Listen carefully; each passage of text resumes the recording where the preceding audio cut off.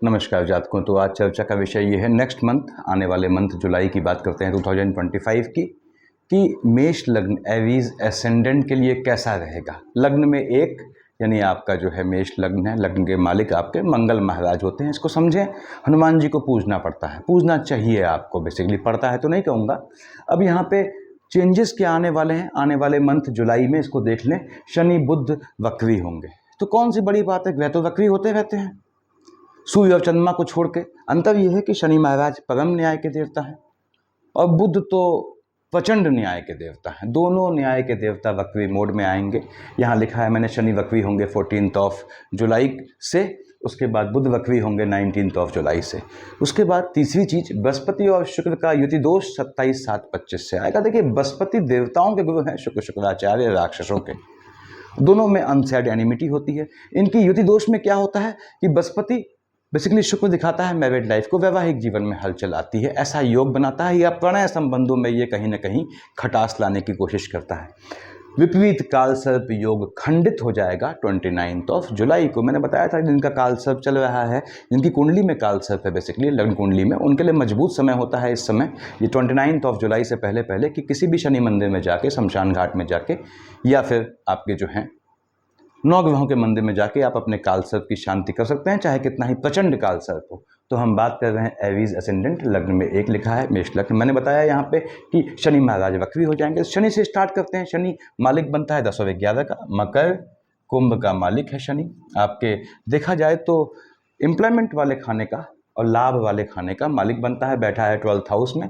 शनि की महादशा अंतरदशा अगर आपकी चल रही है तो ये आपको काम धंधे में लाभ विदेश की भूमि से देने का योग बनाता है। पहली चीज़ तो ये है, यानी शनि महाराज के चलते आपको काम धंधे में लाभ विदेश की भूमि से मजबूती से देने का योग बनाता है। और उसके बाद शनि बैठा है एक्सपेंडिचर वाले खाने में। यदि शनि में मंगल की शेड आती है तो काम धंधे में ऊंच नीच का भी योग बनाएगा, थोड़ा उससे बच के रहिएगा। शनि महाराज की दृष्टि देखिए 1st, 2nd, 3rd देख रहा है आपके 2nd हाउस में, जहां शुक्र महाराज बैठे हैं 27 तक, अपने मित्र शुक्र और उसकी राशि को देख रहा है। निश्चित रूप से आपके काम धंधे से लाभ होगा, उस लाभ को आप धन के रूप में संचित कर पाएंगे। ऐसा योग शनि महाराज, यदि इनकी दशा चल रही है आपकी, तो आने वाले मंथ जुलाई में मेष लग्न वालों एरीज एसेंडेंट आपके लिए बनाएंगे। शनि महाराज 1st, 2nd, 3rd, 4, 5, 6, 7, देखिए 3 से देखा, यहाँ 7 से देखा इसने आपके 6th हाउस में। आपके 6th हाउस में शनि महाराज की दृष्टि है, वहाँ राशि क्या है, बुध की राशि है। फिर से बोलता हूँ, यदि शनि में मंगल का कॉम्बिनेशन है तो लिटिगेशन का योग बनाएगा। अदरवाइज शनि यहाँ आपको देके धन का योग बनाएगा, शत्रुओं के दमन का योग बनाएगा, शत्रुओं से भी लाभ दे जाएगा। हाँ, काम धंधे में आपके शत्रु जनरेट करेगा, पैदा करेगा, ऐसा भी योग बनाएगा। शनि महाराज 12th हाउस में बैठ के धन के खर्च का भी योग बनाते हैं, लेकिन वो खर्च जब तक मंगल की शेड ना आए, 29 के बाद मंगल आएगा, 29 से 29 is end of the month, तो उसकी बात करना बेकार है। ये आपका अच्छे कामों में भी धन का खर्च, सेविंग के रूप में भी धन के खर्च होने का योग बनाएंगे। शनि 7, 8, 9, 10 से देख रहा है आपके भाग्य वाले खाने में। निश्चित रूप से फिर से बोलता हूँ, यदि मेष लग्न वालों, हालांकि लग्न के लॉर्ड मंगल महाराज हैं और शनि महाराज मंगल में आपस में पड़ती नहीं है, इसके बाद भी भाग्य से काम धंधे में लाभ देंगे, जो बाहर के संबंधों से प्राप्त होने के चांसेस ज़्यादा होंगे। साथ ही साथ वो लाभ आपको धन के रूप में संरक्षित होगा। तो शनि महाराज की अंतर बेसिकली महादशा या अंतरदशा होने में आने वाले मंथ में आपको ये योग बनता है। उसके बाद शनि वक्री होंगे 14 से। अब 14 तारीख को शनि वक्री हो गया तो याद रखिएगा, एक्सपेंडिचर कर देगा काम धंधे का, यानी शनि की दशा अंतरदशा चल रही है तो 14 तारीख के बाद आपके काम धंधे में ऊंच नीच लाने का योग बनाएगा। जैसे ही वक्री होगा तो ये एक्सीडेंटल योग भी बनाता है, यदि शनि मंगल का कॉम्बिनेशन पड़ेगा आपका, थोड़ा उससे बच के रहिएगा। आते हैं बुध महाराज पे। बुध वक्री हैं 19/7/25 से, कोई बात नहीं। बुध मालिक कहाँ का है, 3 और 6 का, मिथुन और कन्या का मालिक बुध होता है। बुध महाराज यहाँ आपके डबल मार्केश की शेड में होते हैं। हमेशा मार्केश का जिक्र अवश्य इसलिए कर देता हूँ जातकों, ताकि आप थोड़ा कॉन्शियस रहें। मार्केश, डबल मार्केश का मतलब ये नहीं है कि नुकसान देगा। डबल मार्केश में धन का मजबूत योग बनता है कुछ जातकों के लिए। अब आपके 3rd हाउस का लॉर्ड है बुध, मालिक बनता है आपके 6th हाउस का। हाँ, 19 तारीख से वक्री होगा, कोई दिक्कत नहीं। बुध महाराज बैठे कहाँ हैं, बैठा है आपके 4th हाउस में। चंद्रमा की राशि में बुध बैठता है तो चंद्रमा और बुध की पड़ती नहीं है, मन के सुकून का हनन करेगा। हालांकि वाहन खरीदने का योग बनाएगा, याद रखिएगा। बुध बैठा है चंद्रमा की राशि में, वाहन खरीदते हैं, मकान खरीदते हैं, यानी अपने लिए ज़मीन खरीदते हैं, ज़मीन की बेसिकली मकान खरीदते हैं, तो मकान की संख्या का सम 16 नहीं होना चाहिए। ऐसे ही वाहन खरीदते हैं तो वाहन के लास्ट की 4 डिजिट का सम 16 नहीं होना चाहिए। अब यहाँ पे मन के सुकून का हनन करेगा, माता के स्वास्थ्य में ऊंच नीच लाएगा, लेकिन मकान, जमीन या गाड़ी खरीदने का आपके लिए बुध महाराज ने योग बनाना है। बुध मालिक किसका है? अब मैंने बताया आपके 3rd हाउस का लॉर्ड है, आपके जो है वो 6th हाउस का लॉर्ड है। देख रहा है आपके एम्प्लॉयमेंट वाले खाने में शनि की राशि को। यदि बुध और शनि का कॉम्बिनेशन है तो आपके विदेश जाने का मजबूत योग बनाता है, काम धंधे में चेंजेस का योग बनाएगा, स्थान बदलने का योग बनाएगा, जो कि आपके लिए बेहतर साबित होगा। लेकिन साथ ही साथ ये काम धंधे में एनिमिटी भी लाएगा, टेम्परामेंट में फ्लक्चुएशन लाएगा, भाई बहनों से लिटिगेशन या आर्गुमेंट का योग बना सकता है बुध। तो इस चीज़ का ध्यान रखिएगा, भाई बहनों से आर्गुमेंट करके कुछ हासिल नहीं होता, थोड़ी संपत्ति हासिल कर लें वो अलग बात है। तो काम धंधे में भी ये आक्षेप का योग बनाएगा, भाई बहनों से लिटिगेशन का योग बनाएगा। यानी काम धंधे में यदि बुध में चंद्रमा चल रहा है, ऐसा हो सकता है कि आप पे कोई आक्षेप लगे, ब्लेम लगे, इंक्वायरी बैठे, थोड़ा उससे बच के रहिएगा। तो बुध ने ये फल देना है। उसके बाद हम लग्न से स्टार्ट करते हैं। लग्न में 1 लिखा है, आपने कहा साहब 1 और 8, मेष और वृश्चिक का मालिक जो है वो मंगल होता है, जो आपका लग्न का लॉर्ड है, अष्टम का लॉर्ड है। बुध में एक बात समझ लें कि बुध जो कि डबल मार्केश है, बैठा आपके 4th हाउस में है, तो माता के स्वास्थ्य में ऊंच नीच लाएगा। यदि मार्केश का कॉम्बिनेशन है तो माता को ये नुकसान का भी योग बना सकता है। अब डबल मार्केश होने पे यानी ऐसा नहीं है, देखिए बुध की दशा में अगर शुक्र चल रहा है 2 और 7 में, हमेशा कहता हूँ ताकि आप लोग को याद हो जाए, 2nd हाउस का 7th हाउस का लॉर्ड शुक्र आपका डबल मार्केश है, ऐसे 3rd हाउस का 6th हाउस का लॉर्ड बुध, शुक्र और बुध आपके डबल मार्केश होते हैं। तो शुक्र में बुध में चंद्रमा आता है तो माता के स्वास्थ्य में ऊंच नीच का योग बनाएगा, माता का मार्केश लाएगा। हम बात करते हैं मंगल महाराज की। मंगल महाराज बैठे हैं up to the end of month, बैठे हैं आपके 5th हाउस में। कब? 29 जुलाई तक, 29 जुलाई तक, यानी लगभग मंथ इनको बैठना है आपके संतान वाले खाने में। वहाँ केतु महाराज बैठे हैं, संतानों को का टेम्परामेंट में फ्लक्चुएशन लाएंगे, संतानों को एग्रेसिव बनाएंगे। हालांकि संतान होने का भी योग बनाएंगे, ये आपको संतान प्राप्ति का भी योग बनाएंगे। मंगल में केतु चल रहा हो तो ध्यान से, लेडीज से कह रहा हूँ, कंसीव कीजिएगा। संतानों के चोट चपाट के भी योग बनाएगा, यानी संतानें अगर आपकी बड़ी हैं, टीनेजर्स हैं, तो उनको वाहन देते हैं तो बड़ी सावधानी से अपने संज्ञान में, अपनी जानकारी में, अपने दिशा निर्देशन में दीजिएगा। यदि आप स्वयं शिक्षा ले रहे हैं तो मंगल सूर्य की राशि में बैठ के केतु के साथ एजुकेशन में गैप का योग बनाता है।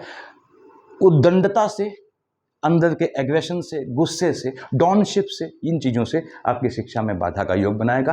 अब मंगल महाराज, फिर से बोल दूं, लग्न के लॉर्ड है, अष्टम का लॉर्ड है। और उसके बाद मंगल में यदि मार्केश की शेड है, मंगल में बुध और शुक्र आता है, बहनों कंसीव करना अवॉइड कीजिएगा, संतानों को घात का योग बनेगा। 1st, 2nd, 3rd, 4th देख रहा है कहाँ? मंगल आपके जो है वो अष्टम में, आपकी पैतृक संपत्ति को संतानों को हस्तांतरित होने का भी योग बनाएगा। पहली चीज देख रहा है सीधे 1st, 2nd, 3rd, 4th, 5th, 6th, 7 से आपके लाभ वाले खाने में, शनि की राशि पे, शनि से पड़ती नहीं है इसकी, और देखता है 8 से आपके 12th हाउस में, यानी शिक्षा के लिए। यदि आप शिक्षा ले रहे हैं तो आपके शिक्षा के लिए विदेश जाने का योग बनाएगा। आपकी संतानों के लिए भी ये विदेश जाने का योग बनाएगा। लेकिन संतानें गर्भ में है बहनों तो नुकसान का योग बनाएगा। यदि मंगल में, शुक्र में आपका जो है बुध चल रहा है, और साथ ही संतानें अगर नाबालिग हैं या उस एज पे हैं, उस दरमिया हैं, उस एज ग्रुप में, तो उनको भी नुकसान का योग बनाएगा। संतानों का मजबूती से ध्यान रखने की आवश्यकता है। यदि आपकी महादशा अंतर प्रत्यंतर में मंगल, शुक्र और बुध का कॉम्बिनेशन चल रहा है, मंगल यहाँ लाभ धन का योग बनाता है, बिल्कुल धन का योग बनाता है, निश्चित रूप से लाभ दे जाता है, माइनस माइनस प्लस करते हुए। केतु के साथ बैठा है और वहाँ शनि की राशि को देख रहा है, तो धन का योग बनाएगा।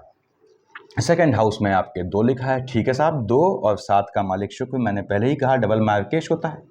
अब स्पाउस वाले खाने का मालिक शुक्र आपका डबल मार्केश है, तो आपको ध्यान देना पड़ता है। यदि शुक्र में बुध चल रहा है तो स्पाउस के स्वास्थ्य में ऊंच नीच का योग बनता है, स्पाउस से आर्गुमेंट का योग बनाता है। शुक्र महाराज बैठ गए हैं अपनी राशि में, कब? 27 तक बैठे हैं, up to the end of month बैठे हैं कह लीजिए।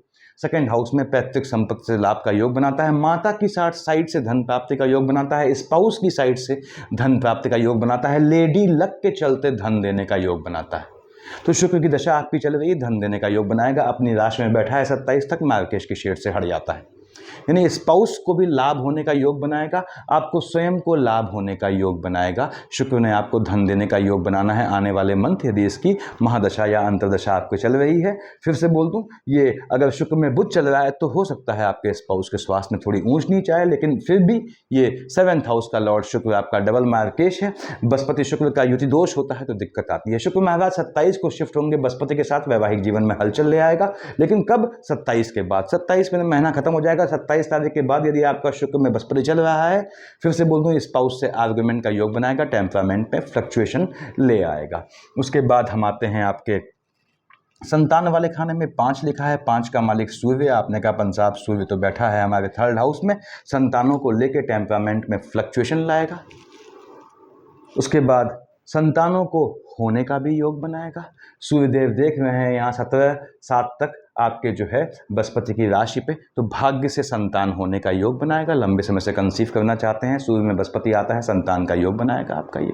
संतानों को लाभ दे जाएगा, एजुकेशन में भाग्य का साथ देगा आपको एजुकेशन में भाग्य का साथ देगा, आपकी संतानों को भाग्य से लाभ का योग बनाएगा। यानी सूर्यदेव ने भी आपको और आपकी संतानों को लाभ देने का योग बनाना है, और मालिक बनता है संतान वाले खाने का, बैठा 3rd हाउस में है। संतानों को लेकर टेम्परामेंट में फ्लक्चुएशन भी होगा, उससे थोड़ा बच के रहिएगा। उसके बाद हम आते हैं आपके 9th और 12th, धनु और मीन का मालिक, क्योंकि शनि हम देख चुके हैं। देखिए 10 और 11 का मालिक आपके बृहस्पति महाराज हैं। कहाँ बैठे हैं? बृहस्पति बैठे हैं आपने कहा आपके 3rd हाउस में। इसमें एक चीज रह गई जातकों, सूर्यदेव 17 को शिफ्ट हो जाएंगे आपके 4th हाउस में, चंद्रमा की राशि पे। चंद्रमा यहाँ बैठा नहीं है। 17/7 के बाद सूर्य बुध का बुधादित्य योग है। 17 के बाद, 17 जुलाई के बाद यदि आपका सूर्य में बुध चल रहा है तो काम धंधे में, गवर्नमेंट जॉब लगने का योग, प्रमोशन का योग, इंक्रीमेंट का योग, काम धंधे में बेहतरीन चेंज का योग। यानी सूर्य बुध का अगर महादशा अंतर्दशा है 17/7/25 से आपको जो है, जब तक सूर्यदेव यहाँ बैठे हैं बुध के साथ, धन का योग बनाता है। लेकिन एक नुकसान भी है, सूर्य जब बैठेगा यहाँ पे, देख रहा है अपने पुत्र शनि की राशि को, ठीक है बुधादित्य योग बनता है तो आपको धन का योग देता है, लेकिन सूर्य की तपिश से चंद्रमा अपने आप गायब हो जाता है। माता के स्वास्थ्य में 17/7/25 के बाद यदि सूर्य में चंद्रमा चल रहा है, ऊंच नीच का योग बनाएगा। और सूर्य में चंद्रमा में यदि आपका शुक्र में बुध चल रहा है तो माता के स्वास्थ्य में घात का भी योग बनाएगा। तो खैर मैं बात कर रहा था, इसके बाद बृहस्पति 9th और 12th का मालिक होता है, आपके भाग्य वाले खाने का मालिक है, 12th हाउस का लॉर्ड है, बैठा है 3rd हाउस में। 3rd हाउस में बृहस्पति बहुत बेहतरीन रिजल्ट नहीं देता, लेकिन देखता अपनी राशि को। देखिए 1st 2nd 3rd 4th 5th 6th 7 से, तो निश्चित रूप से भाग्य से आपको लाभ दे जाता है। पहली बात, बृहस्पति देख रहा है राहु की राशि में, तो नीच काम से धन प्राप्ति का योग बनाता है। यानी शनि में मंगल का कॉम्बिनेशन है आपके महादशा अंतर्दशा में, या बृहस्पति में राहु का है, तो ये आने वाले मंथ में आपको नीच काम से धन का योग दे जाता है। और नीच काम का मतलब क्या होता है मैंने डिफाइन किया हुआ है, इन्फॉर्मेटिव वीडियोज में देखिएगा उसको। उसके बाद बृहस्पति और शुक्र की युति कब होगी? देखिए 27 को, तो वो बात की बात है, उसका जिक्र करने का मतलब नहीं है। 1st 2nd 3rd 4th 5th से देखता है बृहस्पति शुक्र की राशि को। स्पाउस को लेकर टेम्परामेंट में फ्लक्चुएशन होगा, भाई बहनों का स्पाउस से आर्गुमेंट का योग बनाएगा। 5 6 7 आपको भाग्य से विवाह होने का योग बनाएगा। यानी भाग्य से यदि आपका लंबे समय से विवाह नहीं हुआ है तो बृहस्पति के चलते, अगर शुक्र नहीं है साथ में, बृहस्पति शुक्र का कॉम्बिनेशन है तो फिर दिक्कत है, और कॉम्बिनेशन नहीं है लग्न कुंडली में, तो ये आपके स्पाउस को लेके टेम्परामेंट में फ्लक्चुएशन लाएगा, लेकिन साथ ही साथ विवाह होने का या इश्क मोहब्बत होने का योग बनाएगा। 7 8 9 निश्चित रूप से बृहस्पति ने, मालिक कहाँ का है? आपके 12th हाउस का, विदेश की धरती से भाग्य में लाभ दे जाएगा आपको। अगर आपका बृहस्पति में बुध का कॉम्बिनेशन है, या बुध में आपके सूर्य का कॉम्बिनेशन है, लॉटरी सट्टा जुआ ट्रेडिंग इन सब से झटके वाले काम से भी धन प्राप्ति का योग बनाएगा। बृहस्पति थोड़ा टेम्परामेंट में फ्लक्चुएशन लाएगा, जो भाग्य से लाभ प्राप्त हो उसके लिए आप मन को जो है बहुत ज़्यादा उल्लासित मत कीजिएगा, अपने विचारों को, अपनी खुशी को दबाए रखिएगा। अब आपके 4th हाउस का लॉर्ड चंद्रमा बनता है। 4th हाउस मन का कारक होता है, इसलिए मेष लग्न वालों में आपसे कहता हूँ, मन का सुकून आपका फ्लक्चुएटिंग हो जाता है। कब आप हंसे, कभी आप समाज में कब हंसते हैं, कब होते हैं, वो थोड़ा डाइसी हो जाता है, थोड़ा दुविधात्मक हो जाता है डिफाइन करना आपको। यानी आपको आपके जेस्चर्स से, फेस एक्सप्रेशन से एनालाइज करना बहुत मुश्किल हो जाता है, क्योंकि 4th हाउस मन के सुकून का मालिक, एक्सप्रेशन का मालिक चंद्रमा है। चंद्रमा फ्लक्चुएटिंग होता है। चंद्रमा 4th हाउस का लॉर्ड है। आपने कहा पंसाब 1 27 28 को चंद्रमा आया आपके केतु के साथ, 14 15 को आया राहु के साथ, दोनों केस में चंद्रमा पे ग्रहण लग गया। अब चंद्रमा पे ग्रहण लग गया, मन के सुकून पे ग्रहण लगेगा। पहली चीज, माता के स्वास्थ्य में ऊंच नीच लाएगा। कब? जब शुक्र में, बुध में चंद्रमा चल रहा है और 1, 27, 28 को, 14, 15 को माता के स्वास्थ्य में ऊंच नीच लाएगा, मन के सुकून का हनन करेगा। फिर 1, 27, 28 को, 14, 15 को चंद्रमा केतु का युति दोष है। आपकी संतानें यदि पढ़ रही हैं तो उनकी एजुकेशन में गैप का योग बनाएगा, आपके स्वयं एजुकेशन में गैप का योग बनाएगा, ऐसे चांसेस बनते हैं। चंद्रमा केतु आपके लाभ वाले खाने को अनप्रिडिक्टिव बना देंगे। तो चंद्रमा केतु का कॉम्बिनेशन चल रहा है यदि आपके आने वाले मंथ में, तो आपको याद रखिएगा झटके वाले काम से, लॉटरी सट्टा जुआ से थोड़ा परहेज रखिएगा। उसके बाद वृश्चिक का चंद्रमा जो है वो नीच का होता है, 7, 8 को चंद्रमा नीच का हो गया, 21, 22 को चंद्रमा उच्च का हो गया। दोनों केस में मन के सुकून का हनन करेगा, लेकिन पैतृक संपत्ति से लाभ का योग दे जाएगा।